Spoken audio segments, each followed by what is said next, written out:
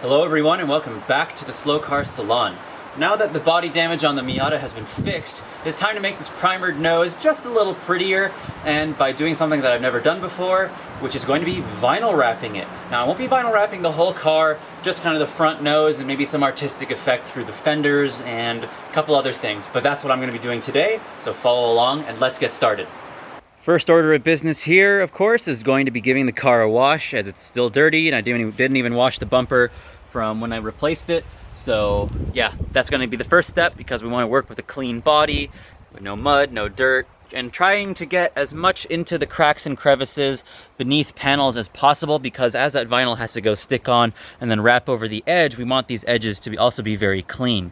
Now I know for an ideal surface to stick vinyl onto, we want to have a nice primered or painted surface to work with, but because I am going to eventually paint this car again, I'm not going to worry too much about all the peeling clear coat and just leave it as is, because yeah, it's not a big deal when I peel it off and more clear coat comes off. Who cares? Repainting is happening anyways.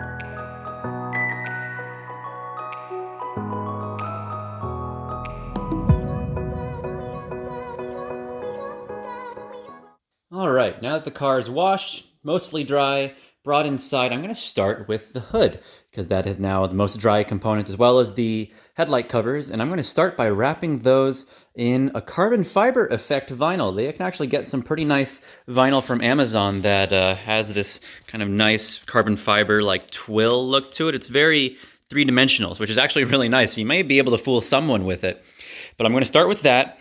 I made sure to go around all of the edges of the panels with an isopropyl alcohol wipe or some 70% alcohol on a paper towel, and kind of make sure all the edges and everything underneath was clean so that the wrap can adhere underneath. I did that with the headlight covers as well. And I'm going to do, just headlight covers and hood with that carbon fiber effect vinyl. But because it's a relatively flat surface, I'm actually going to do a wet application, unlike a lot of other installs where, with the bumper, I'll do a dry, but for the hood, I'll do a wet application. So the tools I'm going to be using for this, have some water, very mildly soapy water in a spray bottle. This is maybe 5 small drops for a half liter or 16 ounce spray bottle. You don't want too soapy of a water because that will end up reducing some of the efficacy of the adhesive on the back of the vinyl. So it may end up, even after it dries up, it may not even stick very well. So you want to have a very mild soap. I have a squeegee from, some buddies who were in a vinyl wrapping shop, and you can get these, vinyl wrap installation toolkits from Amazon. This one's like 15 bucks, comes with all sorts of different spatulas and blades and vinyl wrap cutters and X-Acto knives and spatulas. And it looks like this one also comes with a squeegee as well, but it has this nice foam or what is this, like felt, very, very fine felt covering on it. So I guess you don't mar your vinyl, because these edges can be rather pokey, and you can put that kind of friction marks on your vinyl. So that's actually pretty nice. So yeah, these are super cheap and they give you a lot of stuff, which is kind of cool. And then the vinyl itself, I just bought from Amazon. A couple of it is from this one company called, what is that? Vivid? Vivid. That says Vivid to me. I don't know about you guys, but I don't know. They had black, white, and then I think the carbon fiber was another supplier. No big deal. I just wanted to use something that was cheap, available, and I can get them in the right sizes. I didn't need a whole lot of black, but I definitely needed some very wide pieces of the white for the bumper, because I want to do the bumper in white. And especially the carbon fiber because of how wide and long the hood is. So that's what we'll be working with. And I'm going to get started by unwrapping this guy, laying it out, seeing how much material I'm going to need, cut it with the little orange tool there, and start applying the wet and see how it goes. I guess I'll just dive right into it.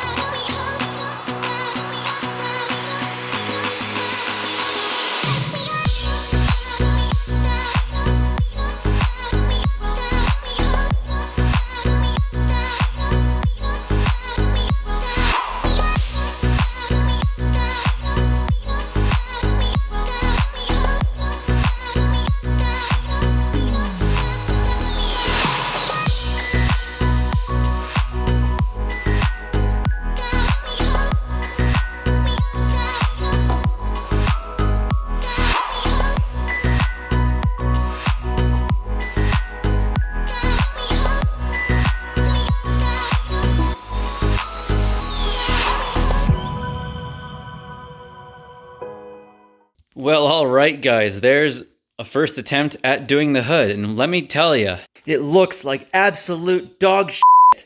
It's amateur hour right now, but what can I say? My problems were compounded by a number of things, one of them being that wet application. So while that was good for initial positioning of the wrap, it ended up making things difficult when it came out to ironing out wrinkles, which then came on another problem, which was using too much heat, and that caused wrinkles to end up creating these peaks that ended up folding over, and I couldn't bring them out anymore. And then, yeah, too much heat meant that then the vinyl was way too thin and malleable, and with the pockets of water underneath the wrap, it ended up with the heat creating steam and expanding the little air bubbles even further. So that really didn't help my case at all. So I think, I don't know, wrinkle management sure is tough, because I ended up, yeah, just overheating the vinyl and smashing it down in way too many places. But hey, this is about learning. I don't think this video is really going to be any more about how to wrap your car, more of how much I suck at wrapping my car, and you guys can enjoy that. So, I mean, that's what I've gone so far here. It's definitely not great. I mean, hey, I can always redo it later, but hey, I mean, it's on there. Now I just got the next step is just to fold over the edges here and get it to be one continuous piece, and then redo the headlamp covers, which I think should be easier because they are much smaller. And to be honest, I wish I'd started with those and not the hood, because the hood ended up being quite a challenge.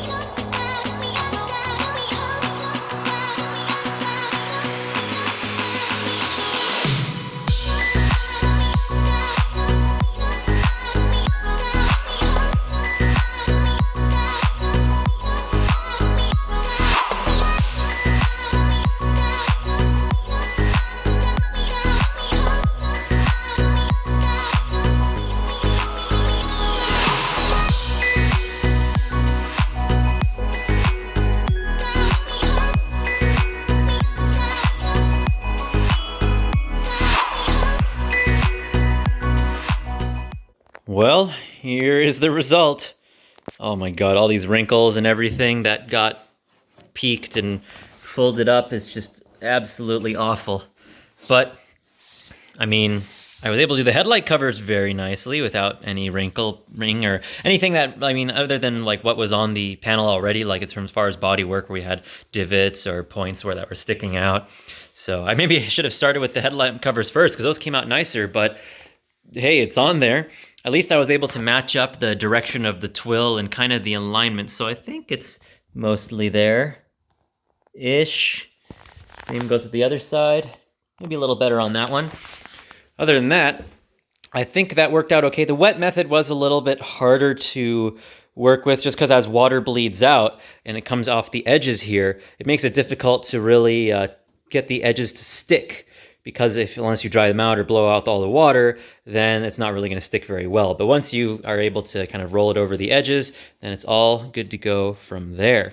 So the next up is going to be the front bumper. I'll get the car up in the air so it's a little easier to work in this area, and I might even just remove the badge beforehand just to be on the safe side. And before I forget, I got to punch some holes here wherever the windshield nozzles are supposed to come out. So I'll poke some holes, route it through, and then put the actual nozzles in there. And then one for the other side somewhere right about there. There we go. Okay, to finish that up now. All right, so here's one. Oh, well, there's a problem. I'm putting them in backwards. Just a quick note, these are actually Ford Escape washer nozzles. They have a much wider spray pattern, but the only issue is that they end up spraying very high up on the windshield, then we're about the bottom 2/3 of it, which is where you'd want it. But they were a nice upgrade over the stock because instead of a stream, you get a nice spray.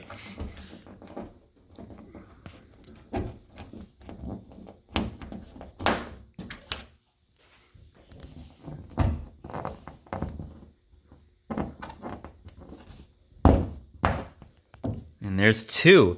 And of course, I'll hook up the actual washer nozzle lines later on. Oh yeah, and here's why you make sure you have good paint before doing any of this vinyl wrapping work. Because this is literally just clear coat that got ripped off my paint. Of course, we know the clear coat's bad. It's going bad in the rest of the car, but this is just, I guess, how strong the adhesive can be, where it's just lifted up. Or I guess here it seems I've removed the clear, but here it's just lifted the clear off of the base coat. That's so strange. I've never ever seen that before. So yeah, that's why it's recommended you have good paint, because when you go back and have the vinyl removed at the shop or wherever you had it, it gets torn off and then reveals that. Alrighty, car's up in the air to a mostly comfortable level. Got it on the jack stands. And now I'm going to go ahead with the front bumper in the white, and I'm going to do a fully dry application this time. No water or any other solution to go between them. Just going to go for dry and then try to go a little more slowly, a little more carefully with the heat and the squeegee device. And yeah, so I'm going to basically get a big piece to kind of span the entire front bumper here. I ended up getting like a 6-foot tall piece of vinyl because I didn't realize how short the actual bumper was, but I decided to go on the safe side. Got a rather tall piece just to be safe, and then, yeah, I guess I'll just end up cutting away the excess that I don't use.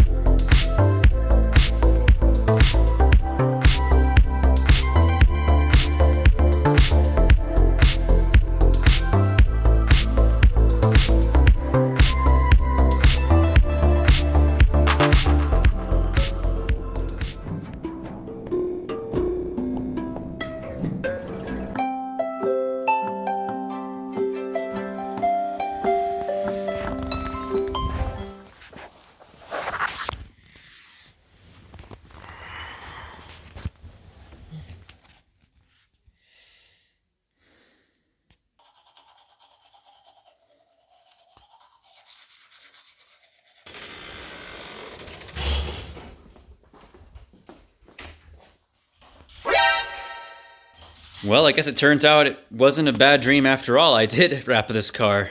I mean, I did get kind of artistic with the sides just because I wanted to kind of create that kind of Persona 5 tear effect. And yeah, the overlap where I just ran out of material or I was trying to fill up gaps was really, really poor. But I mean, hey, this is a first attempt for me ever. So it's not too terrible, but obviously vinyl wrapping is not a skill you learn overnight because it takes a lot of practice, good quality material, not cheapy Amazon stuff, and a lot of patience, which I didn't have. So again, not something you just do in one night and call it good. But as a means of covering up the paint, I'm happy with it. I'm just gonna leave it as it is until it's actually time to paint the car. So last thing I'm gonna do is just give it a wax, call it good, and hopefully it lasts me through the winter. Well, that ends the relatively short saga of Miata repairs, and that's the end of this episode. I'll see you in the next one, where I'm going to get back to Celica stuff as usual. Thanks for tuning in, and I'll see you next time.